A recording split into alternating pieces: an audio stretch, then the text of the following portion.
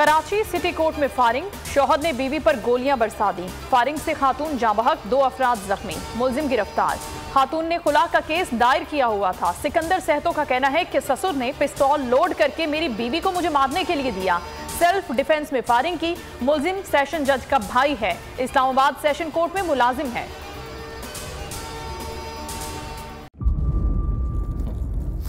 इंतजार था ना, चलो इस बार वो करते हैं जो इससे पहले किया ही नहीं। किस्मत की आंखों में आंखें डाल के जीतना होगा।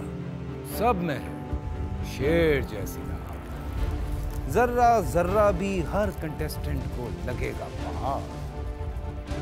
लड़खड़ाना नहीं है, खोल दो अपने पंख अगर आसमान छूना है। अबे लग रहा है ये सब पहले भी कहीं सुना है। एंटरटेनमेंट की गारंटी जनाब, क्योंकि यहाँ खेलोगे कूदोगे तो बनोगे नवाब। खुश रहो पाकिस्तान। खुश रहो पाकिस्तान, बुध और जुमेरात शाम 7 बजे सिर्फ बोल एंटरटेनमेंट पर। सब्सक्राइब करें और बेल दबाएं ताकि कोई खबर रह न जाए।